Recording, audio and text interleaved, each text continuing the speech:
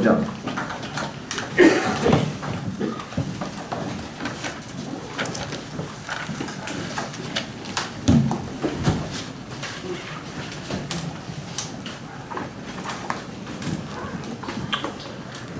출애굽기 24장 18절에 보면 이제 모세가 구름 가운데로 들어가 산 위에 올라가 가지고 밤낮으로 지금 40일 동안 산에 있는데 아마 주께서 성막에 관한 말씀들을 거기서 해 주신 것 같아요. 자, 25장에 보시면 주께서 모세에게 말씀하여 이르시되 이스라엘 자손에게 말하여 그들이 내게 헌물을 가져오게 하라. 바치는 거죠. 헌이란 말은 바친다. 또 너희는 마음에서 즐거이 그것을 내는 모든 자로부터 나의 헌물을 취할지니라. 하나님의 특징은 억지로 내거나 의무감에서 내거나 강요해서 내거나 이건 아닙니다. 뭐를 내든지 하나님께서 원하시는 것은 기꺼이 자원해서, 그렇죠? 즐거이 이렇게 표현했네요. 여기 지금 보시면 마음에서 즐거이 그것을 내는 했는데 이 즐거이라고 하는 표현이 이제 번역은 잘 되어 있습니다만은 기꺼이 다시 말하면 자기 의지를 들여서 그런 뜻이죠. 그래서 다른 부분에서는 또 이제 다른 방식으로 여기서는 즐거이가 아주 좀 좋은 것 같으네요. 최근에 제가 잘 아는 분이 좀 사회적으로 좀 지위도 있고 그래서 그런지 교회에서 이제 안수 집사를 이렇게 안수한다고 그래가지고 자기는 그냥 순종하는 마음으로 이렇게 해서 됐는데 다 좋은데 좀 떨떠름하다고 전화가 왔어요. 왜 그러냐 했더니 안수 집사는 일률적으로 500만 원씩 헌금하게 돼 있다.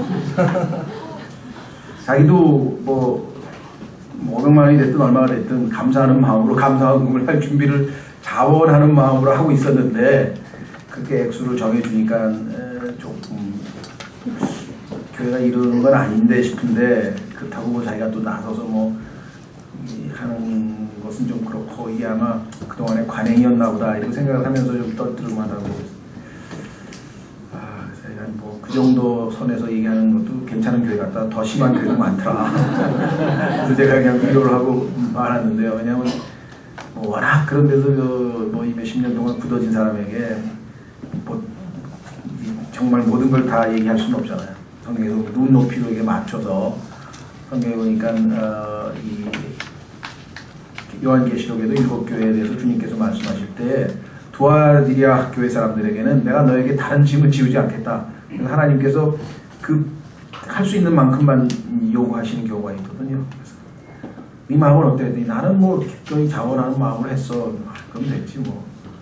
거기서 의무적으로 내려가서가 아니라 네 마음에 원래 그렇게 감사하고 하고 싶었으니까 나는 그거 생각하지 말고 선생님이 넘어가고 말았는데요. 참 하나님 말씀대로 해야 될 것 같은데 좀 안타깝죠. 이제 한번 확인해 보겠습니다. 신약에서도 똑같습니다. 고린도후서에 보면 우리가 하나님 앞에 뭐를 드릴 때에는 하나님이 원하시는 것은 자원하는 마음을 원하시는 거죠. 그러면 생산성과 효율성은 떨어집니다. 왜냐하면 모두가 자원하는 게 아니니까. 그렇죠? 그런데 하나님은 생산성과 효율성을 중시하고 계시는 분이 아니고 마음을 원하시는 분이기 때문에 그러니까 참 교회의 이 사역자들이라든가 일을 하는 사람들의 입장에서 보면은 효율과 생산성이 있어야 뭐가 일이 팍팍 돌아가잖아요. 그러다 보니까 성경에서 아까도 말씀드렸죠. 규례대로 안 한단 말이에요. 규례대로 하는데 막대기가 없습니다. 뭐 레위는 없는데 급하죠. 수레다 싣고 그냥 갑시다. 그래도 하나님의 언약궤를 하나님 정하신 방법대로 수레다 싣고 간 거예요. 가다 보니까 길이 울퉁불퉁하니까 삐기덕삐기덕하니 갑자기 그냥 언약궤가 땅에 떨어지려고 하니까 손에 댄다. 손 대면 직사하는데 거룩하지 않은 사람이 거룩한 걸 손대면 어떻게? 그래서 하나님은 하나님의 규례대로 직사된 거죠. 그런데도 인간은 하나님의 일을 하는데 규칙대로 하라 했는데 안 해놓고 그렇죠? 최근에 정말 너무 글쎄 뭐 여러분들은 뭐 모르는 분들은 뭐 모른다고 치고 충격적인 사건 중에 하나가 그 세계 이 사이클계에서 아주 이 전설적인 사람이 이제 암스트롱이라는 사람이 있는데 뚜르드 프랑스인가요? 하여간 프랑스 그 일주하는 그게 세계에서 최고 이 대회입니다.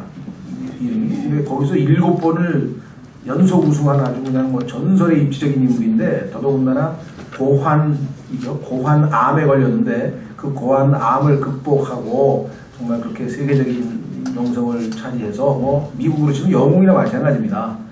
뭐 타이거 우즈 이상의 영웅인데 알고 보니까 이 사람이 그 소위 말하면 약물을 사용한 거예요. 뭐 근육 강화제를 포함해서 온갖 약물을 그것도 아주 교묘하게 사용을 해가지고 이제껏 아주 들키지 않고 이제 왔는데 그게 들통이 나가지고요. 하여간 뭐 명예고 뭐고 그냥 완전히 다 박탈당해 버렸어요. 그 이 규칙을 어긴 유혹 하나 때문에 참 안타까운 일인데요. 자, 고린도후서 한번 보겠습니다. 하셨습니까? 예. 1절 고린도후서 9장 고린도후서 9장 1절 성도들을 섬기는 일에 관하여는 내가 너희에게 쓸 필요가 없나니 너희 마음의 열심을 내가 아노라. 그것으로 인해 내가 마게도니아 사람들에게 너희에 대하여 자랑하기를 아가야는 1년 전에 준비되었다 하였거니와. 예루살렘에 있는 성도들이 가난하고 가뭄도 들고 여러 가지 어려움이 생겼다. 그래서 이제 이방인 여러 교회들이 이제 좀 헌금을 해서 그들을 구제하기로 했다. 그런데 그것을 자발적으로 1년 전부터 준비했다. 하였거니와 너희의 열심이 참으로 많은 사람을 분발하게 하였느니라. 정말 형제 사랑이 저렇게 진하구나. 그래서 도전을 많이 줬다. 그러면서 내가 그 형제들을 보낸 것은 이 일에 관하여 우리가 너희를 자랑한 것이 헛되지 않게 하려고 하고 또 내가 말한 것 같이 너희가 준비하게 하려 함이라. 이렇게 잔뜩 자랑해 놨는데 나중에 가보니까 아니면 그게 어떻게 되냐고요. 민망스러운 일이 발생하기 때문에 너희들에게 미리 알려주려고 미리 보냈다 사람을. 혹시 마게도니아 사람들이 나와 함께 가서 너희가 준비되지 않은 것을 보면 우리는 너희라고 말하지 아니하노라. 이같이 확신 있게 자랑한 일에 대하여 부끄러움을 당할까 봐. 너희가 부끄러움은 안 당하지. 너희야 뭐 내가 잘못 알고 자랑했으니까. 그러므로 그런 경우가 종종 있어요. 어떤 형제를 열심히 이런 분이고 딱 추천해가지고 어디다가 딱 알려줬더니 그분이 좀 잘못된 간증을 보여가지고 근데 그 말씀하신 대로 아니던데요. 그럼 나만 부끄러운 거 아니에요, 그죠? 아마 이러실 겁니다, 뭐 하면서 나름대로 추천을 했는데 엉뚱한 짓을 해버리면 이건 뭐 참 당혹스럽게 그지 없죠. 바울도 그렇게 자기가 부끄러움 당할 것 같다 이렇게 얘기를 했네요. 그러므로 5절 그 형제들을 고민하여 그들이 먼저 너희에게 가서 너희의 후한 선물과 전에 너희가 통보받은 적이 있는 그 후한 선물을 미리 준비하게 하도록 하는 것이 필요한 줄로 내가 생각하였나니 그리하여야 바로 그 일이 후한 선물답게 준비되고 탐욕에서 난 것 같이 아니하니라. 즉흥적으로 막 이렇게 하면은 탐욕에서 난 것 같다. 6절 다만 내가 말하려는 것은 이것이니 곧 인색하게 뿌리는 자는 또한 인색하게 거둘 것이요 풍성하게 뿌리는 자는 또한 풍성하게 거두리라는 것이라. 저마다 자기 마음속에 정한 대로 낼 것이요 마지못해 하거나 여기 나와 있잖아요. 아까 willingly 즐거이 하고 반대말이 여기 나와 있죠. 마지못해 하거나 억지로 하지 말지니. 이런 경우 있죠. 어떤 경우입니까? 뭐 어떤 사람이 청첩장을 보냈는데 아이씨 이거 내야 되나? 막 그렇다고 또 안 내면 마지못해 내는 경우가 있잖아요. 그죠? 마지못해. 사실은 그러지 않아야 되는데 하나님의 헌금을 그러면 곤란한 얘기죠. 억지로 하지 말지니 하나님은 여기 나와 있네요. 즐거이 내는 자를 사랑하시느니라. 여기 나왔죠. 아까는 willingly라는 말이었고 이번에는 cheerful giver라고 했네요. cheerful giver. 자, 그래서 우리는 하나님 앞에 드리는 마음의 자세. 그래서 하나님은 절대적으로 기쁜 마음으로 자발적으로 그렇게 내는 것을 기뻐하신다. 다시 돌아오셔서 25장 3절 너희가 그들에게서 취할 헌물은 이러하니 곧 금과 은과 놋과 청색과 자주색과 주홍색 실과 고운아마와 염소털과 붉게 물들인 수량 가죽과 오소리 가죽과 시틴 나무와 등잔 기름과 기름 부음에 쓸 기름에 넣는 향료와 향기로운 향에 쓸 향료와 줄마노와 또 에봇과 흉패에 물릴 보석이니라. 또 내가 그들 가운데 거하도록 그들이 나를 위해 성소를 만들게 하라. 또 너희는 내가 네게 보여주는 것에 따라 성막의 양식과 성막의 모든 기구의 양식대로 그것을 만들지니라. 자, 전체적인 얘기가 나오는데 이 그림이 전체적인 그림은 제가 오늘 준비를 못했고요. 지금 이 증거계만 우선 했는데 혹시 저 뒤에 그 김명일 목사님이 가지고 온 전체적으로 성막 전체 그림 저 뒤에 있는 거 다 보셨죠? 예. 안 보신 분들은 보십시오. 저게 여태까지 만들어진 것 중에는 제일 좀 잘 된 거라고 알려진 거니까 예, 다음 주에 또 전체적으로 공부할 때 그림을 여러분들에게 8장을 만들어서 지금 드리는데 중간에 약간 뭐가 잘못돼서 오늘 한 장만 지금 드렸는데요. 우선 여러분들이 가지고 있는 성경 21페이지 그러니까 맨 뒤에 보면 그 부록이 있어요. 두꺼운 종이로 지도 있고 지도 있는 부분에 21페이지를 보시면 지도 있는 부분에 21페이지를 보면은 그 성막의 내부 구조가 있습니다. 그래서 우선 전체적으로 한번 보시고 내용을 살펴보면 좋을 것 같네요. 지도 21페이지 지도 부분에 21페이지에 보시면 아래는 솔로몬의 성전하고의 비교를 하기 위해서 되어 있고요. 위에는 성막도 있죠. 예, 거기 보시면 그 성막에 나중에 이것을 그 진영 이럴 때 전쟁 나갈 때 이 성막이 중심에 서 있고 이 세 지파씩 왼쪽에 그다음에 서쪽이죠. 그다음에 북쪽, 동쪽, 남쪽 이렇게 해가지고 세 지파가 딱 배치가 되어 있죠. 세 지파씩 12지파가 베냐민, 므낫세, 에브라임 이렇게 되어 있는 거 보셨죠? 예, 거기 이제 깃발을 들고 또 세 지파 중에 누가 또 일종의 대표 뭐 이런 식으로 해서 아주 철저하게 그 진영을 짜는데요. 이걸 또 어떤 군 장성이 왜 이렇게 거기 이순신 장군도 무슨 진을 짜잖아요. 배 전쟁할 때 보면은 뭐 학진을 짜고 해서 그 배 배치하는 그런 진 짜는 거 있죠. 이것이 십자가 진영이 왜 전쟁에서 필승의 진인지를 또 연구한 사람이 있더라고요. 군 장성인데. 그러니까 본인이 이제 전쟁에 대해서 아니까 그래서 이거는 뭐 필승 카드라고 뭐 얘기를 하는데 저는 잘 모르겠고 군대에 별 관심이 없어서 안 읽어봤는데 나중에 뭐 지금은 뭐 구할 수 있는지 없는지 잘 모르겠어요. 그분이 만들어 놓은 그 또 도표를 그려가지고 전쟁에 나가면 어떻게 이길 수 있다 뭐 이런 거. 자, 그건 뭐 여기서 할 일은 아니고요. 그 다음에 보시면 안에 입구가 오른쪽이에요. 동쪽이에요. 모세 아론이라고 써 있는 부분에 그 아래 그 동서남북이라고 저 나침판도 있죠. 자, 그러면 입구가 동쪽이고 들어오면 놋제단이 있죠. 그러니까 이 뜰이 바깥에 있는 그 뜰이 소위 말하면 우리가 성경에서 예수 그리스도 안에 있는 것과 예수 그리스도 밖에 있는 것을 나타낼 때 그 경계선입니다. 그래서 바깥에 있는 자들이라는 표현이 성경에 나오잖아요. 그렇죠? 예. 그럼 예수 그리스도 안으로 들어온다는 얘기는 구원을 받는다는 얘기인데 예, 그 구원을 받으려면은 입구는 하나뿐이에요. 예수님께서 I am the door. 내가 곧 문이라. 그렇죠? 그리고 곧 길이셔요, 또 예수님이. 그래서 이 문을 통해서만 구원으로 들어갈 수가 있죠. 그래서 우리는 놋제단, 여기서 이제 그 희생 제물이 타죠. 그래서 여기서 이제 그 예수 그리스도를 속죄물로 우리가 받아들여서 구원을 얻고 그 다음에 이제 물두덩에 가서 정결하게 씻고 그 다음에 이제 들어가는데 그 안에 있는 노란 색깔로 되어 있는 게 성소라고 합니다. 그 다음에 끝부분에 있는 것을 지성소라고 하는데 그러니까 성소는 지성소의 2배죠. 크기가.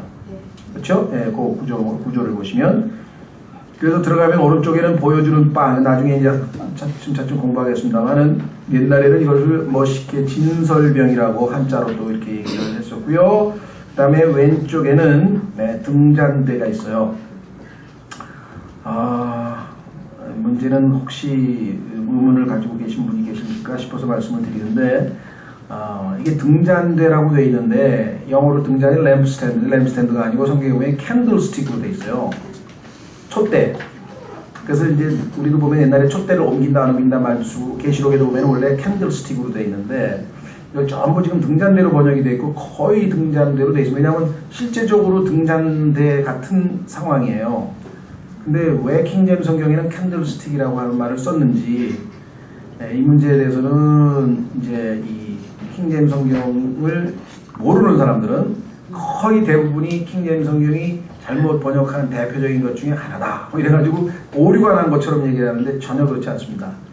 그래서 여기서 뭐 이 얘기를 자세하게 하려면은 나중에 이제 여러분들이 그 자료를 좀 찾아서 읽어보시면 그래서 아마 영어로 성경을 조금 공부하는 학생들이나 또 성도 형제자매님들 중에는 이상하다. 캔들스틱이면 이건 촛대라고 번역을 해야지 왜 다 등잔대로 번역을 했을까? 결론을 얘기하면은 촛대인 동시에 등잔으로도 사용할 수 있는 건데요. 성경에서 얘기하는 그 캔들스틱이라고 하는 표현 자체가 전혀 잘못된 것은 아니라는 것을 미리 이제 결론적으로 말씀을 드리고 관심 있는 분들은 이제 제가 좀 자료를 찾아드릴게요. 제가 이것까지는 찾지 않았어요. 근데 과거에 정리를 해놨는데 여러분들 그냥 읽으시다가 이제 조금 의문을 갖는 분들이 혹시나 있을까 싶어서 관심 있는 분들은 그런 이제 자료를 좀 드릴 테니까 그렇게 아시고요. 어쨌거나 보여주는 빵을 놓는 상 거기 이제 12개 올려가고요. 그 다음에 왼쪽에는 등잔대가 있고요. 그 다음에 지성소 앞에는 휘장이 있어요. 이 휘장이 예수 그리스도의 몸을 예표하는 거였다라고 하는 것을 우리가 예수님께서 십자가에서 돌아가시는 순간, 숨을 거두시는 순간 위로부터 커튼인데요. 두꺼운 커튼인데 그 커튼이 위로부터 아래로 찢겨 나갔죠. 예수 그리스도의 몸이 십자가에서 못 박히는 것. 그래서 예수님의 그 휘장이 예수님의 몸이라고 히브리서에 해석이 돼 있어요. 그래서 하나님께서 지성소로 들어갈 수 있는 유일한 사람은 대제사장이고 그것도 1년에 단 한 번 욤키퍼라고 하는 속죄일, 이스라엘의 속죄일이라고 하는 명절에만 들어가서 모든 민족들의 죄를 깨끗하게 씻는 그날인데 그것도 반드시 피를 가지고 들어가야 되고 여러 가지 의미가 있는 것인데 여기는 지금 휘장이라고 하는 게 있고요. 그 다음에 그 휘장 앞에 향단,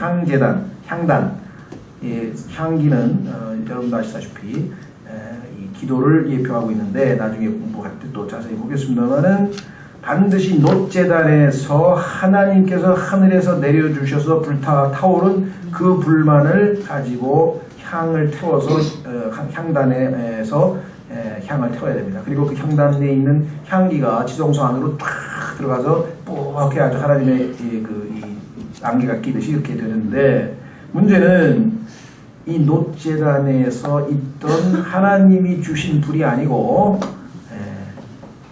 아까 어제도 봤듯이 나답과 아비후가 전혀 이상한 불, 스트레이지 파이어라 했죠. 그래서 신앙생활할 때 우리가 우리의 속사람을 하나님의 말씀이 뜨겁게 타오르게 해서 거기서부터 우리가 열심을 내서 주님을 섬기는 것이 성경적인 방법의 올바른 규칙대로 하는 것이고 규례대로 하는 것이고 그게 아닌 다른 방식으로 감정을 돋군다든가 어떤 그런 방식으로 하면 그 이상한 불이 돼서 하나님이 받으실 수 없다는 얘기를 여러 차례 했었죠. 자, 그 안으로 들어가면 지성소가 있는데요. 지극히 거룩한 성소 그런 의미입니다. Holy of Holies. 거룩한 곳들 중에 거룩한 곳이라는 뜻이에요. 그래서 지극히 거룩한 장소라고 해서 지성소가 있는데 거기에 지금 언약궤가 들어가 있습니다. 네, 하나님께서 이것들을 여기 나와 있는 뜰을 두르는 그 하얀 여기 천이 이제 하얀 천으로 뜰을 다 두르게 돼 있고요. 그 다음에 안에 만드는 모든 재료들을 일단 다 자원하는 마음으로 다 바쳐라. 출애굽기 34장서부터 이제 실제적으로 건축 장면이 나오는데 그때 가보니까 너무 많아가지고 그만 가져오라고 남아 돌아가가지고 그만 가져오라고 하는 장면이 또 뒷부분에 가면 나오죠. 하나님께서 마음을 감동시키면 항상 넘치고 풍성하고요. 내 잔이 넘치나이다 라는 고백을 우리가 하시고 12강주 강주리가 남아 돌아갔죠. 오병이어의 궤적이 끝나고 항상 하나님은 넘칩니다.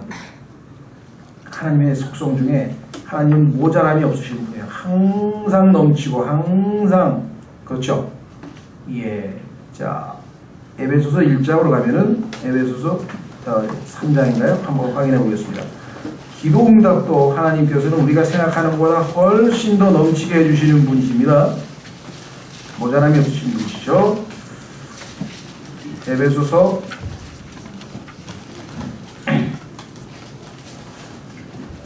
3장 20절, 에베소서 3장 20절.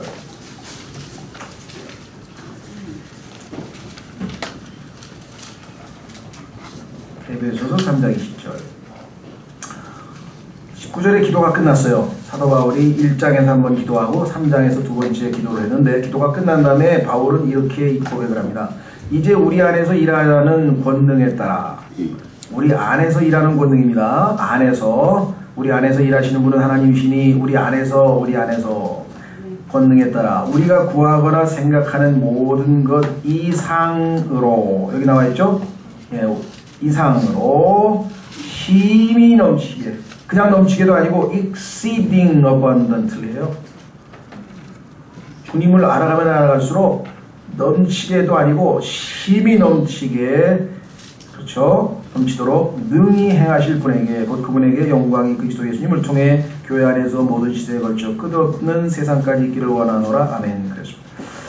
여기 뭐 간략하게 좀 그냥 나중에 더 자세히 그 장면이 나올 때 말씀을 드리지만, 재료를 보면요, 금, 여러분 잘 아시는 것처럼 신성을 예표하고 있죠. 은, 구속을 예표하고 있고, 그 다음에 놋은 심판입니다.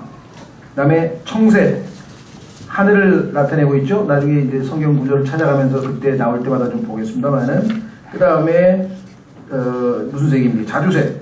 자주색은 성경에서 항상 왕권을 상징하고 있습니다. 그래서 이 자주 옷감 만드는 그 사람들이 있었고, 옛날에는 그걸 홍포라 그랬죠. 홍포. 왕만 입는 그런 색깔인데, 주홍색과 청색을 섞으면 자주색이 나옵니다. 여기 나와 있는 주홍색은 예수 그리스도의 피를 예표하고 있는 그런 색깔이죠. 그 다음에 고운 아마실, 계시록 19장에 보면 성도의 의라고도 있고요.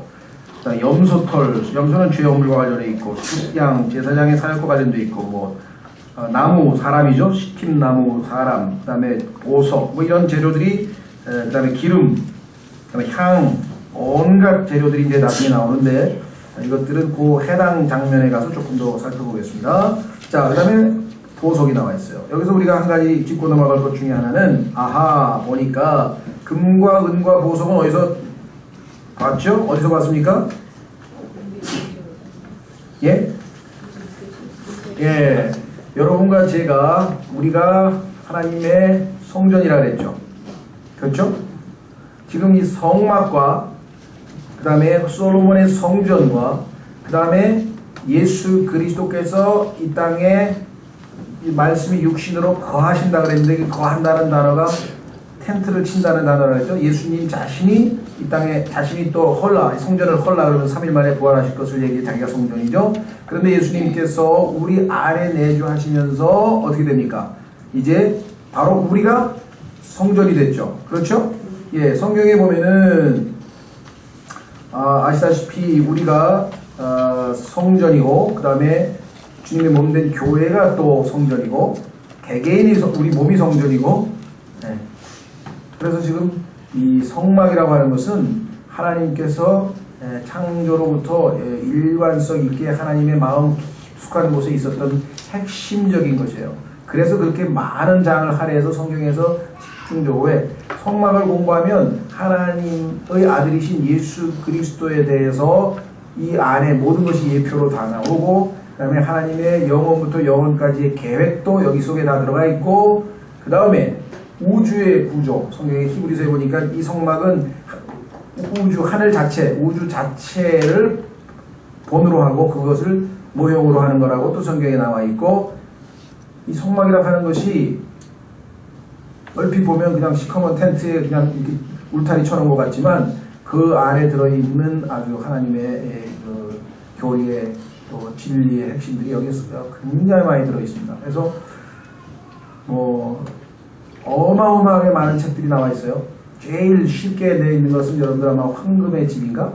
이렇게 그 전도 출판사나 조그만 한국의 집이라는 것도 있고요. 또 러커만 박사도 한 5, 60페이지 짧은 거 성막이라고 하는 게 있고요. 그 다음에 또 뭐 조금 더 자세하게 되어 있는 거는 MRD 안에 성막이라고 하는 게 또 있고요. 아마 수백 권일 거예요. 아마 셀 수도 없이 많을 거예요.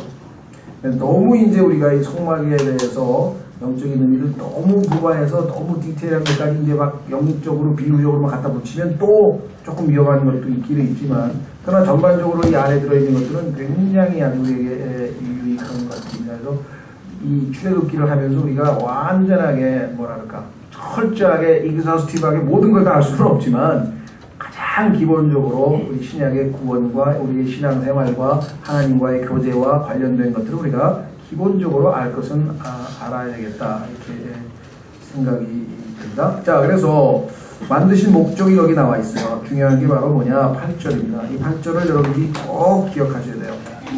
출애굽기 25장 8절. 출애굽기 25장 8절.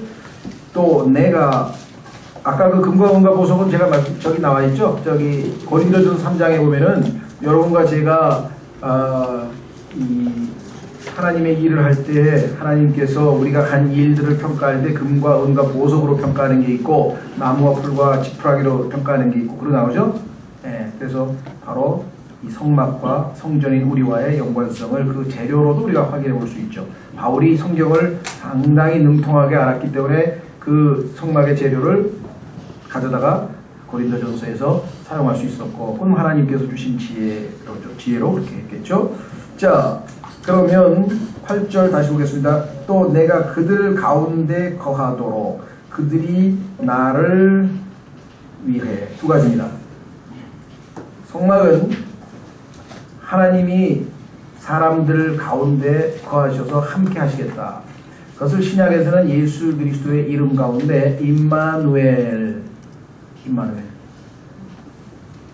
뜻은 우리와 함께 하시는 하나님.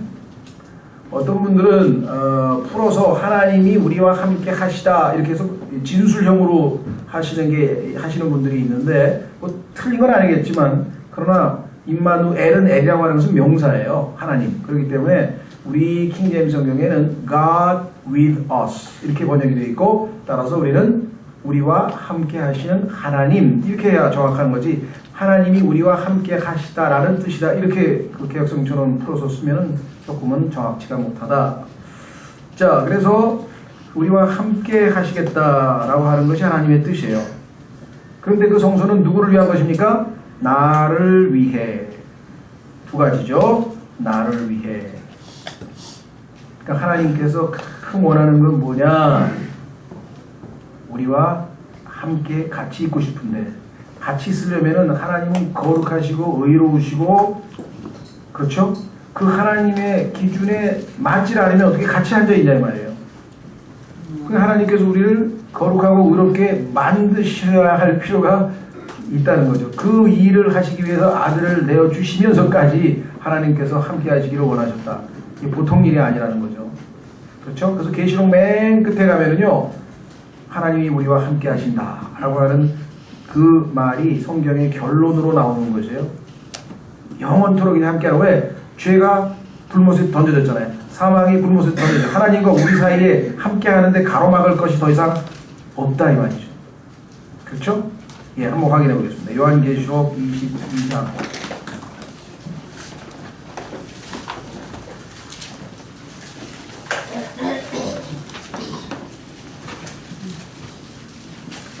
죄송해요. 21장. 요한계시록 21장 1절. 내가 새 하늘과 새 땅을 보았으니 이는 처음 하늘과 처음 땅이 사라졌고 바다도 다시는 있지 아니하였기 때문이더라. 나 요한이 보매 거룩한 도시 새 예루살렘이 신부가 자기 남편을 위하여 단장한 것 같이. 신부는 성전인 우리죠. 그러니까 성전은 아까 성막은 누구를 위한 것이라고요? 나를 위해 만들라 그랬죠. 신부가 자기 남편을 위하여 단장한 것 같이 예비한 채. 다른 사람을 위해서 단장하는 게 아니에요. 신부는 남편을 위해 단장하는 거라 그랬습니다. 예비한 채. 이 단장은 또 영의 온유함으로 하라고 베드로전서에 써있죠. 외적인 단장이 아니라 내적인 단장을 해야 된다. 베드로전서 3장에 써 있습니다. 자, 예비한 채 하늘에서 하나님으로부터 내려오더라. 내가 하늘에서 나는 큰 음성을 들으니 이르되 보라 하나님의 성막이 사람들과 함께 있고 그분께서 그들과 함께 거하시리라. 이제 온 하나님의 경륜이 하나님의 모든 마스터 플랜이 다 완성되어서 드디어 이제 하나님과 인간이 함께 할 수 있게 됐다.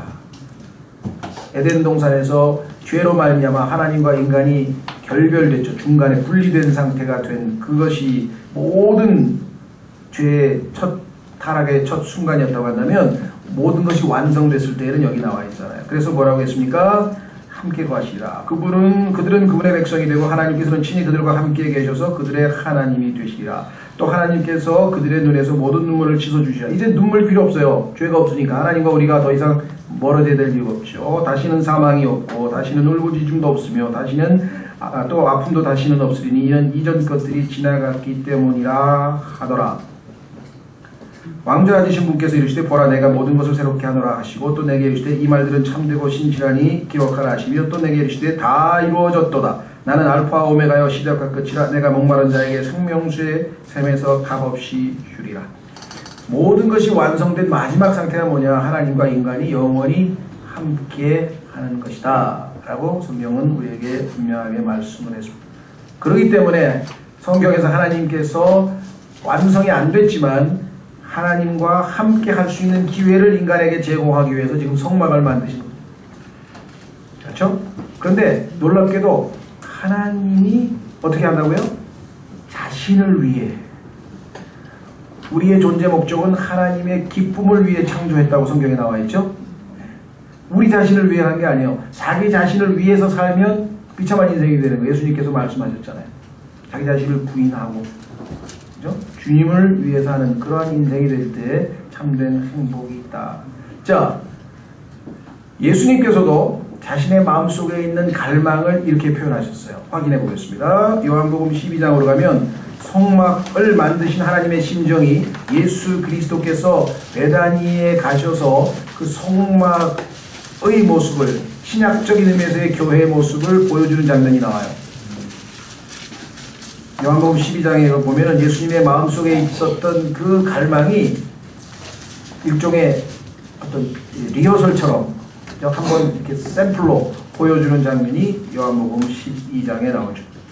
여러분도 아시다시피 요한복음 13장에서 예수님께서는 제자들과 따로, 이제 다른 사람들은 상관하지 않고 오직 제자들만 따로 데리고 가서 다락방으로 들어가서 이제 다락방 설교가 시작이 됩니다. 그래서 제자들의 발을 씻기시고 그 다음에 14장과 15장, 16장에서 성령님에 대해서 쭉 얘기를 하시면서 또 15장에서 이 과실에 대한 포도나무에 대한 얘기를 하시면서 아주 요한복음 14, 15, 16장은 성경에서 가장 긴 설교이면서 예수 그리스도의 십자가를 지시기 전 마지막 설교거든요. 그것은 마지막 소위 말하면 종말에 관한 설교인 올리브산에서의 설교죠. 마태복음 24장, 25장에 나오는 올리브산에서의 설교보다도 사실은 이 다락방에서의 제자들에게 하셨던 그 설교, 더군다나 그 설교가 14, 15, 16장에서 끝나자마자 예수님께서는 하나님께 하늘을 향해 손을 드시고 Holy Father, 거룩하신 아버지 하면서 기도를 쫙 하는데 성경에서 가장 깊은 내용이 보통 때 아버지와 아들 사이에서 은밀하게 하던 기도인데 이번에는 제자들을 위해서 육성으로 큰 소리로 기도를 다 들려주셨어요.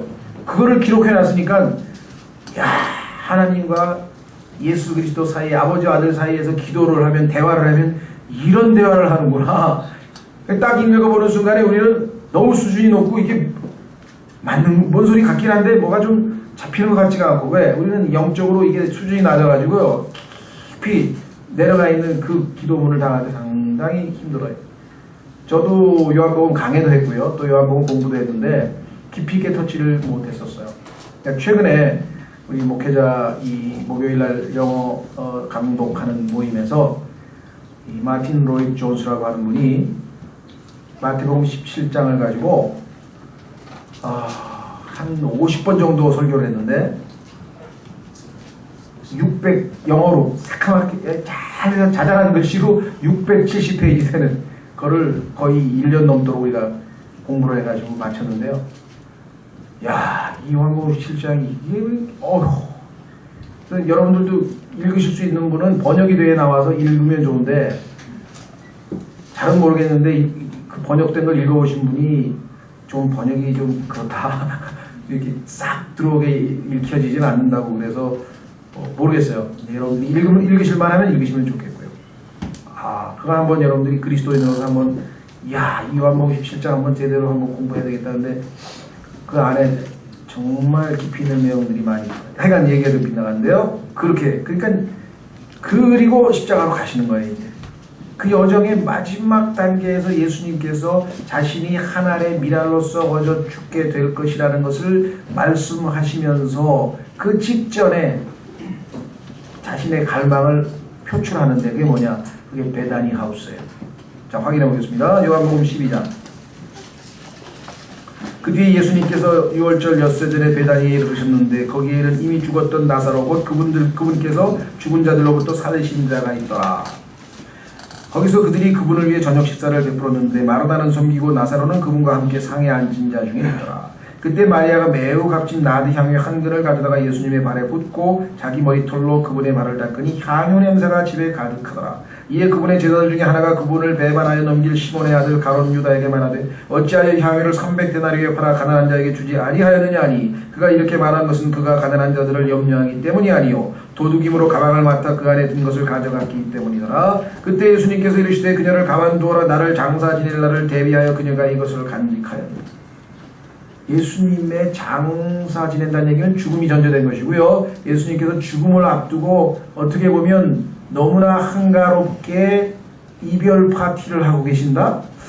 이건 좀 뭔가 그 사태의 심각성에 비해서 뭔가 아닌 것 같지만 사실은 이게 예수님의 마음속에 있던 것이에요. 예수 그리스도께서 이제 가셔서 성령으로 다시 오시게 되면 이 베다니 하우스가 지역교회의 모습이 되는 거예요. 이 모습이 주님이 원하시는 교회의 모습이라 해요. 이걸 잘 공부해 보면 교회가 가야 할 길이 들어있죠. 그렇죠? 그래서 여기 보시면 가난한 자들은 항상 너희와 함께 있거니와 나는 항상 너희와 함께 있지는 아니하니라 하시니라. 그러므로 유대인들 중에 많은 사람들이 그분께서 거기 계신 줄을 알고 오니 이것은 예수님 때문만이 아니요 그분께서 죽은 자들로부터 살리신 나사로도 보고자 함이더라. 교회의 역할 중에 하나가 예수님의 증인 노릇을 하는 나사로 같은 역할이 있고 여기에 보니까 섬기는 나사로를 식사를 베풀었는데 마르다는 섬긴다고 얘기 나와 있죠. 섬김이 있는 교회, 증언이 있는 교회. 그 다음에 뭐가 있습니까? 결정적으로 중요한 거는 3절에 값진 나드 향유 한 건을 경배하는 교회. 그럴 때는요 향유가 영과 진리로 제대로 경배하는 교회는 향기가 쫙 왜? 여기 나와 있는 것처럼 우리가 예수 그리스도의 향기를 나타내는 영과 진리로의 경배가 있고 섬김이 있고 예수님을 증언하는 증언이 있고 그 다음에 예수님께서 임재하셔서 친교가 있고 이거보다 더 아름다운 교회가 있을 수 있을까요? 이게 성막을 만드신 하나님의 마음과 예수님의 마음이 똑같은 거예요. 함께 거한다. 우리 안에 함께 거하십니다. 자, 다시 돌아오셔서 이제 말씀드린 것처럼 이제 함께 거하시기 위해서 만들려고 했는데요. 창세기 보면은 하나님께서 자신의 백성들과 함께 걸었다라고 하는 걸었다는 표현이 여러 번 나오는데 이번에는 거하기 위해서 오셨네요. 중요한 것은 함께 거하기 위해서 오셨다라고 하는 말씀을 드렸죠. 자, 그러면 이제 구체적으로 이제 한 개만 보겠습니다. 한 개가 뭐냐면은 증언교회라고 되어 있죠. 여기 나와 있습니다. 자, 10절. 그들은 시팀나무로 교회를 만들되 그것의 길이가 1규빗반, 넓이가 1규빗반, 높이가 1규빗반이 되게 할지니라. 이 규빗이라고 하는 단어 길이는요, 무릎, 손, 팔꿈치. 팔꿈치에서 가운데 손가락까지의 길이라 그래요. 그래서 이걸 그냥 보통 45cm라 그러는데 사람마다 다른데 아마 평균을 했는지 잘 모르겠습니다만 그래서 이제 그걸 가지고 계산해서 뭐 이제 크기도 얘기를 하는데 저는 뭐 그냥 크기에 대해서 여러분들이 관심 있으면 곱하기 해서 한번 좀 계산해 보시고 자 그래서 규빗이라는 길이 정도의 그 의미는 알아야 되겠죠. 자 너는 순금으로 그것을 입히되 안팎으로 그것을 입히고 그것 위에 돌아가며 금틀을 두르고 궤를 위해 금고리 4개를 부어 만들어 궤의 4 귀퉁이에 달되 운반하기 위해서 고리를 만들어서 거기다 이제 막대기를 껴야죠. 그것의 이쪽에 고리 2개 저쪽에 고리 2개를 달지니라. 너는 시틴나무로 막대들을 만들어 그것들을 금으로 입히고 그 막대들을 궤의 양쪽 옆면의 고리들에 끼워 그것들로 궤를 나르게 하며 아까 이 규례대로 안 하고 수레다 싣고 갔잖아요. 사람이 어깨에다 메고 가라 그랬는데 그죠? 또 그 막대들을 궤의 고리들에 끼워두고 거기서 빼내지 말지니라. 왜 그렇습니까? 항상 이동해야 되니까 주께서 구름기둥으로 그 다음에 불기둥으로 저 구름기둥이 있으면 멈춰라 불기둥을 따라 오너라 계속 움직여야 되니까 이동해야 되니까 우리 그리스도인의 이 세상에서의 그 우리의 모습하고 너무나 비슷하죠. 네. 우리는 나그네와 그 다음에 순례자이기 때문에 언제든지 이동해야 됩니다. 빨리 움직여서 그죠? 주님께서 부르시면 가야 되고 오라 그러면 오고 아브라함처럼 빨리 강을 건너서 가나안으로 가라 그러면 가고 계속 그래야지 어디 한 곳에 뿌리박고 이렇게 하는 세상에 뿌리박는 게 아니죠. 그래서 우리를 1년생 나물인 겨자라 그래. 겨자.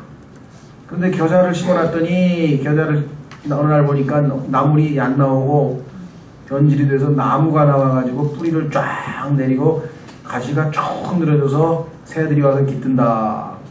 예수님께서 교회가 부패해서 이 세상이 누룩이 침투해서 온통 세상 이 교회를 타락시킬 것에 대한 예언으로 하신 말씀이죠. 그렇죠? 예.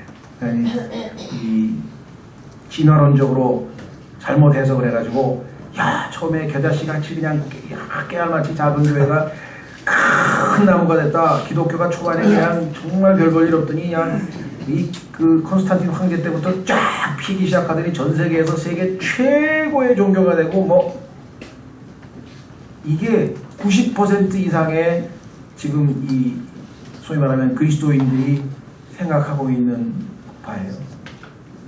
열의 9은 전부 다 이 진화론적 사고방식에 물들어가지고 기독교가 막 잘 돼간다고 생각. 성경에 보니까 정반대 얘기를 하고 있어요. 그렇죠? 믿음을 상징하는 순수한 그 겨자씨가 1년생 나물이 돼야 되는데 1년생 몇백 년씩 다리 이 뿌리 박는 나무가 돼버렸다. 변질돼가지고. 그렇죠? 누룩도 마찬가지. 빵을 누룩 그 가루 소만에다가 반죽을 해서 빵을 만들었더니 거기다가 한 여자가 와가지고 바빌론 큰 음녀가 와가지고 쓱 해가지고 누룩을 쓱 이스트를 집어넣어가지고 그러니까 푹 불었어요. 그러니까 사람들이 보니까 오 커졌다. 기독교가 세계에서 오 커졌다. 이것도 반대 얘기죠. 여러분들 진화론이라고 하는 것이 생물학적 진화 이런 말 무슨 아메바가 뭐가 되고 이것만 있는 게 아니고 이 세계를 바라보는 철학적 자세예요. 하나님은 인간을 하나님의 형상대로 고귀하게 만들었는데 타락하고 계속 밑으로 가고 있잖아요. 그래서 순간에 보니까 로마서에서 하나님 대신에 짐승을 섬기고 뭐 세발 달린 뭐 기어다니는 것도 섬기고 막 그러죠. 거기서 그치는 게 아니라 나중에 밑으로 가면은 계시록 13장 4절인가 보면은 they worshipped the dragon. 그들이 용을 경배하더라. 얼마나 타락을 계속해서 하러 가는지. 지금도 이제 용을 경배하러 가는 지금 타락 일로에 있는 게 지금 이 시대의 모든 사람들이에요.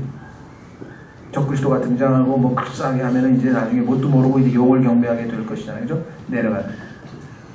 근데 왜 자꾸 올라가는 쪽으로 역사를 해석하냐, 이 말이에요. 주님은 내려가는 쪽으로 해석을 해주죠. 정반대 얘기를 하고. 자, 그 다음에 거기서 빼내지 말지라 그랬죠. 근데 열왕기 상하 8장으로 열왕기 상하 8장 8절에 가면 거기서 빼냈다는 기록이 나와요. 자, 이걸 어떻게 해석해야죠? 열왕기 4장 8장 8절. 빼지 말라고 성경이 얘기했는데 하나님께서 열왕기 4장 찾았습니까? 8장 1절. 그때 솔로몬이 이스라엘의 장로들과 지파들의 모든 우두머리들 곧 이스라엘 자손의 아버지들의 우두머리들을 예루살렘에 있던 솔로몬 왕에게로 모으니 이것은 그들이 주의 언약궤를 다윗의 도시 곧 시온에 가지고 올라오게 하려 함이더라. 이스라엘의 모든 사람이 에다님월 곧 일곱째 달의 명절에 솔로몬 왕에게로 모이고 이스라엘의 모든 장로가 이름에 제사장들이 제사장들이 궤를 들어 올리니라. 막대기에 껴서 그들이 주의 궤와 회중의 성막과 성막 안의 모든 거룩한 기구를 가지고 올라가되 곧 제사장들과 레위 사람들이 그것들을 가지고 올라갔더라. 솔로몬 왕과 그에게 모인 이스라엘 온 회중이 그와 함께 궤 앞에서 양과 소로 희생물을 드렸는데 그 수가 많아 말할 수도 없었고 셀 수도 없었더라. 항상 넘칩니다. 제사장들이 주의 언약궤를 죄의 처소로 들여오되 곧 그 집의 하나님께서 말씀하시는 곳으로 지성소로 곧 즉 그룹들의 날개들 밑으로 들여오니라. 그룹들이 궤의 처소 위에서 자기들의 두 날개를 펴서 궤와 그것의 막대들을 위에서 덮었더라. 오늘 나눠드린 그 그리드에 보시면 나오죠. 언약궤 자비석 할 때 오늘 거기에 보면 나오는데, 자, 중요한 건 8절에 또 그들이 막대들을 빼내었으므로 무슨 뜻입니까? 더 이상 이동할 필요가 없는 거죠. 왜? 이거는 성전을 돌로 아름답게 영구적으로 지어놓은 거잖아요. 그 막대들의 끝이 하나님께서 말씀하시는 곳 앞의 성소에서는 보이나 밖에서는 보이지 아니하였더라. 그것들이 이날까지 거기에 있었더라. 그렇죠? 자, 그렇다면 무슨 의미일까요? 아까도 말씀드린 것처럼 솔로몬은 천년 왕국에서 이 땅을 다스리는 예수 그리스도를 예표하고 있는 것입니다. 더 이상 이동해야 될 이유가 없어요. 그러니까 이동을 목적으로 만들었던 막대기는 빼내는 것입니다. 그렇죠? 그러니까 솔로몬의 성전은 예수 그리스도의 천년 왕국의 성전을 예표하고 있구나 라는 소리가 알 수 있죠. 그 다음에 자, 그리고 아까 10절에서 제가 좀 언급을 안 했네. 그 10절에 보시면 시팀나무하고 그 다음에 11절에 순금인데요. 나무와 금. 성경에서 나무는 뭘 나타낼까요? 성경에 보니까 에스겔서에 보면은 가시나무, 뭐 포도나무 하면서 나무들이 사람으로 예표돼 있죠. 그렇죠? 그 다음에 그 소경인가요? 마태복음 8장인지 마가복음 8장에 보면은 소경이 눈을 떠서 이제 예수님께서 뭐가 보이느냐 그랬더니 사람들이 나무처럼 걸어갑니다. 그냥 나온 게 아니에요. 성경에서 이 사람이 본 거 자기 기분대로 얘기한 게 아니라 성경에서는 나무를 사람과 비교합니다. 그래서 보통 우리가 족보를 얘기할 때 뭐라 그러죠? 나무를 이렇게 족보 그럴 때 패밀리라고 그러잖아요. 그렇죠? 가족을 얘기할 때 나무를 이렇게 그리잖아요. 자, 그래서 시팀나무라고 하는 것은 예수 그리스도의 인간성, 즉 인성을 지니신 예수 그리스도를 나타내고, 그러나 예수님은 인간만이 아니시잖아요. 참 하나님이시기도 하시잖아요. 그래서 신성을 나타내는 금으로 앞뒤를 입힌 것이에요. 여기서 지금 나타난 것이 바로 예수 그리스도를 예표하고 있는 언약궤 안에 시팀나무와 순금, 우리가 확인을 해봤고요. 16절 또 너는 내가 네게 줄 증언을 그 궤 속에 넣을지니라. 이거는 뭐 십계명을 담은 돌판, 돌로 만든 두 개의 판이겠죠. 실제로 이 명령이 있은 다음에 32장에 가면은 여러분 잘 아시는 것처럼 무슨 사건이 터집니까? 금송아지 사건이 터지죠. 아론이 모세가 산에 올라갔는데 아무리 기다려도 안 내려오니까 아이고 이 모세 얼른 갔나 봅니다. 우리 큰일 났습니다 하면서 우리를 이집트에서 데리고 나온 신을 만들어 주십시오 하면서 막 그랬더니 아론이 또 무서워가지고 대중을 무서워해가지고 겁이 나가지고 너희들 귀고이 뭐 다 금덩어리 다 던져라 해서 던졌더니 그걸 가지고 주물을 해서 송아지 하나를 딱 만들었잖아요. 십계명을 받는 중간에 가지고 내려오기도 전에 벌써 우상 숭배를 했어요. 그 안에 우상 숭배하지 말라는 얘기가 들어가 있고 아까 우리 출애굽기 20장부터 24장까지 철석같이 지키겠다고 막 하던 사람들인데 그렇게 쉽게 하나님을 버리고 하나님을 질투나게 만들어서 하나님께서 모세가 화가 나가지고 어땠습니까? 돌판을 냈다 집어 던져서 깨졌죠. 그런데 그것은 뭐예요? 모든 인간은 그 말씀을 지킬 수 없는 육신을 가지고 있는 죄성을 지니고 있는 인간임을 미리 성경에서 보여주는 것이에요. 그리고 그러니까 이런 그 반역을 저질렀잖아요. 그런데 유일하게 그 돌판을 다 거기 나와 있는 율법을 완벽하게 다 지키신 분이 드디어 나타났어요. 그분이 예수 그리스도셔요. 그래서 두 번째로 다시 만든 깨지지 않는 돌판을 여기다 집어넣은 거예요. 너희는 이 돌판에 있는 내용을 다 깨트리는 자지만 깨트리지 않으신 분이 이 안에 거하시느니라. 그렇죠? 예. 자, 그래서 여기 지금 증언을 그 몇 속에 넣을지니라. 너는 순금으로 국률의 자리를 만들되 그것의 길이가 2규빗반 너비가 1규빗반이 되게 할지니라. 상자 위에 뚜껑에 해당되는데요. 그 덮개가 바로 긍휼의 자리라는 말입니다.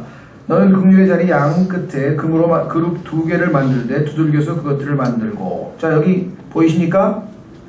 나눠드린 프린트물에 보면 그룹이라고 돼 있잖아요. 그룹.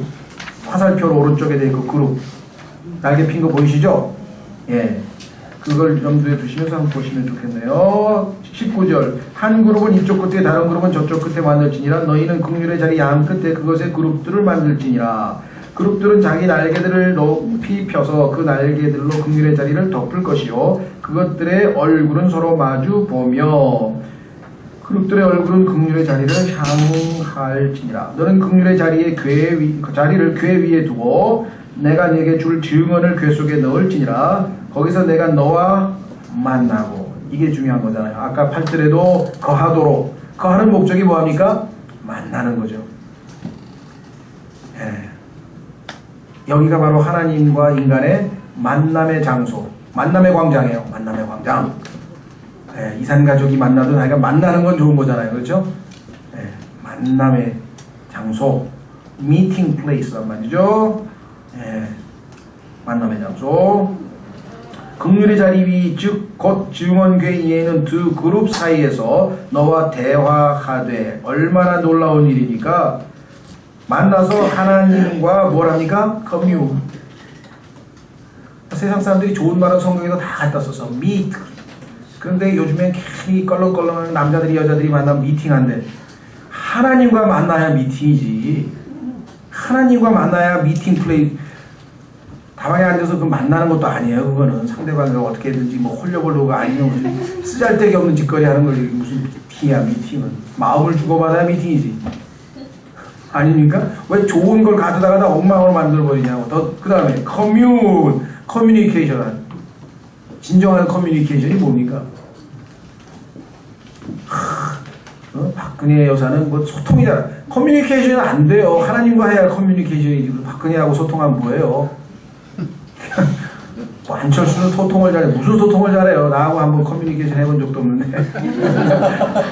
농담입니다만 어쨌거나 진정한 의미의 미팅은 하나님과 하는 거예요. 비즈니스 오늘 미팅이 때 뭐 미팅이 있어요? 돈 잘 벌자고 모여가지고 머리 짜내고 막 어떻게든지 그냥 사람들 속여서 돈 좀 벌려. 그게 무슨 미팅이에요? 하나님과 만나야 진정한 미팅이고 진정한 커뮤니케이션은 하나님과 대화를 나누는 거예요. 이게 정말 엄청납니다. 이런 축복을 우리에게 주시기 위해서 성막을 만들려고 했어요. 이스라엘 백성이 그냥 얼마나 감격했겠습니까? 정말 하나님, 온 우주 만물을 창조하신 하나님이 우리를 이렇게 대하시는. 내가 이스라엘 자손을 위해 내게 명령으로 줄 모든 것에 관하여 대화하리라. 이 축복을 여러분과 제가 우리 주 예수 그리스도를 통해서 지금 누리고 있는 것인데요. 자, 성경에 보니까 여기 얼핏 보면 여기는 돌판 2개만 들어가 있는 것 같은데 실제로는 아니죠. 뭐가 더 들어가 있을까요? 여기 지금 여기 답이 있네. 이 상자처럼 생긴 궤 안에는 돌판과 아론의 쌍난 지팡이 그리고 만나가 잠긴 작은 항아리가 있다. 요거는 이제 민수기 16장하고 출애굽기 16장을 찾아보면 이제 나와요. 그러니까 아직 이걸 만들기 전에 하나님께서는 벌써 이걸 만들 것을 계획하시고 그 앞에 두라고 미리 말씀을 해놨어요. 자, 출애굽기 16장 가보세요. 출애굽기 16장 33절.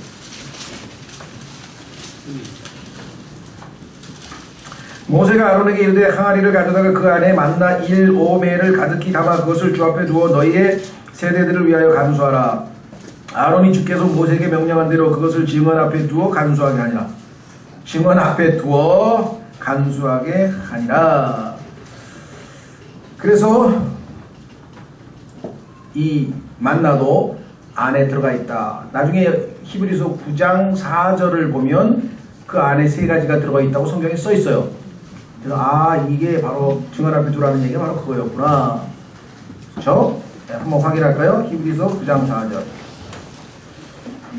히브리서 9장 4절에 세 개 가지가 성경에 그 안에 들어가 있었다라고 성경에 써 있습니다. 자, 히브리서 9장 4절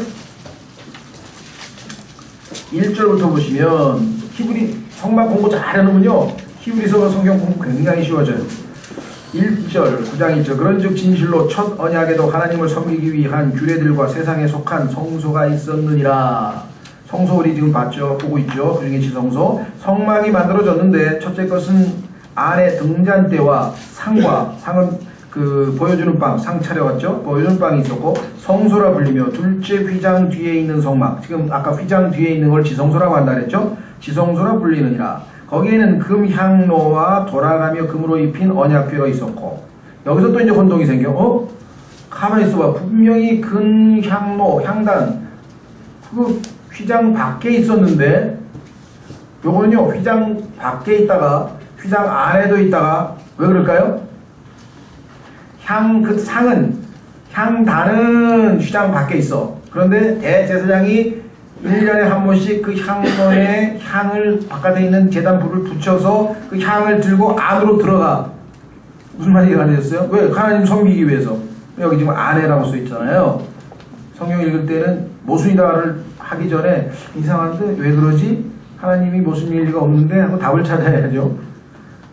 이 궤 속에는 만나를 담근 금 항아리와 여기 있네. 그 다음에 아론의 쌍난 막대기와 언약의 돌판들이 있었으며 이 궤 위에는 국률의 자리를 덮는 영광의 그룹들이 있었는데 이것들에 관하여는 우리가 지금 낱낱이 말할 수 없노라. 진리침례교회 오후성경 공부해서 배워라. 나날이 여기서 지금 일일이 얘기할 수 없으니까. 네.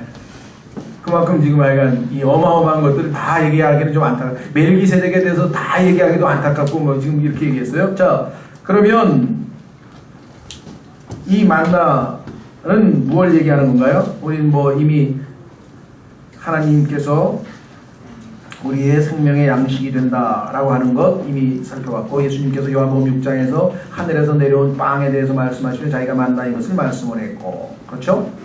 그런데 놀랍게도 이 만나도 성경에 보니까 어떤 것이었죠? 백성들이 하나님께 불평을 했잖아요. 그렇죠? 그 불평을 한 것을 기억하도록 하기 위해서 그렇죠? 아까는 하나님의 백성이 금송아지를 만들어서 하나님께 반역을 했는데 그것을 기념하기 위해서 너희가 깨트린 돌판 그러나 하나님께서는 그것을 깨트리지 않는 그렇죠? 네, 그러한 헌물을 예비하셨다. 그래서 예수 그리스도를 예표하는 그걸 집어넣고 이번에도 예수님 사람들이 불평해서 하나님께서 하늘에서 내려주신 것. 자, 세 번째도 또 무슨 일이 벌어졌습니까? 아론의 쌍난 지팡이. 그것도 반역을 한 거죠. 사람들은 하나님에 대해서 항상 반역을 하죠. 어떻게 반역했습니까? 왜 꼭 모세만 모세가 아니죠. 어디야? 쌍난 지팡이 얘기가 어디 나오나? 한번 확인해 보겠습니다. 내가 지금 헷갈려버렸네. 아론의 쌍난 지팡이. 잠깐만요. 이게 어디 나오냐? 민수기 민수기 17장이요. 예, 민수기 17장 그렇습니다. 예, 한번 가보겠습니다. 거기 가면은 사건을 좀 읽어봐야 되겠네요. 예. 반역 사건이 하도 많다 보니까 뒤섞여가지고 자.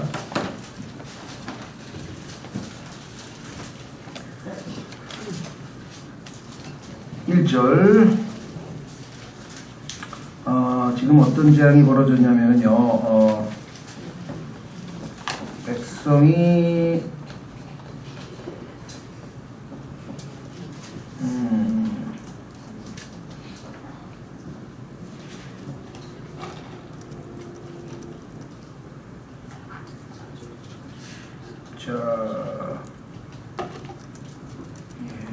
자 17장 1절 주께서 모세에게 말씀하여 이르시되 이스라엘 자손에게 말하고 그들의 조상들의 집에 따라 그들 각 사람에게서 막대기 하나씩을 취하되 곧 그들의 조상들의 집에 따라 그들이 모든 통치자에게서 막대기 12개를 취하라.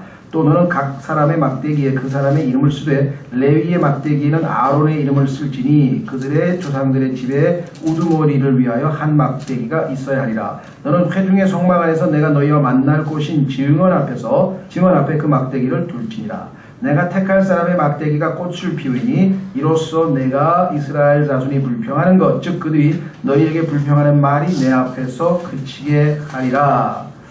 그러니까 이 어떤 불평을 했냐면요.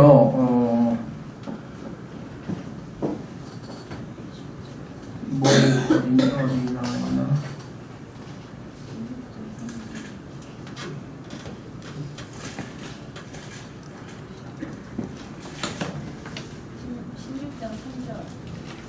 예, 16장 3절 여기 나와요. 대적하려고. 자, 16장 3절에 보면은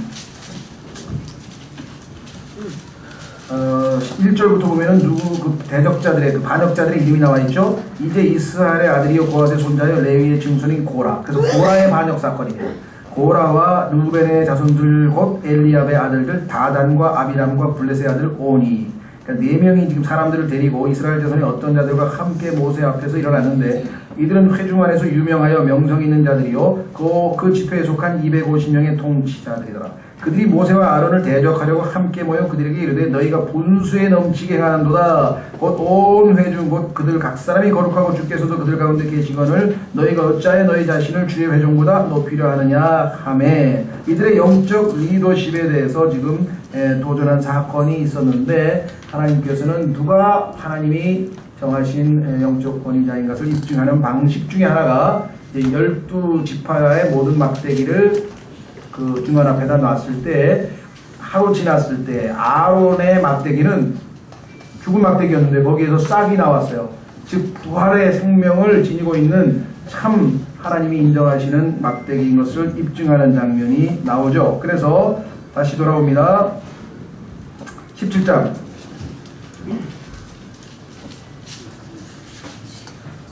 목적은 뭐냐? 불평을 그치게 하는 겁니다. 6절 모세가 이스라엘 자손에게 말하매 그들의 통치자들이 각각 자기들의 조상들의 집에 따라 각각의 통치자에 대해 막대기를 하나씩 취하여 그에게 주었으니 곧 12막대기더라. 그들의 막대기들 가운데 아론의 막대기가 있더라. 모세가 그 막대기들을 증거의 성막 안에 주 앞에 두니라. 다음날 모세가 증거의 성막 안에 들어가니 보라 레위의 집을 위에 내놓은 아론의 막대기에 싹이 나고 봉우리가 나오고 꽃이 피어 아몬드가 열렸더라. 죽은 막대기가 기적이죠. 모세가 그 모든 막대기를 주 앞에서 취하여 이스라엘의 모든 자손에게로 가져오매 그들이 보고 저마다 자기 막대기를 취하니라. 그들이 하나님께서 누구를 지목했는지 인정했겠죠. 주께서 또 모세에게 이르시되 아론의 막대기는 증언 앞으로 도로 가져다가 간직하여 반역하는 자들을 대적하는 증표가 되게 하며 또 너는 내 앞에서 그들의 불평을 완전히 치우고 이로써 그들이 죽지 않게 할지니라 하시니. 그러니까 놀랍게도 하나님께서 그 궤 안에다가 집어넣으라고 하는 3가지는 다 이스라엘 반역과 관련이 되어 있어요.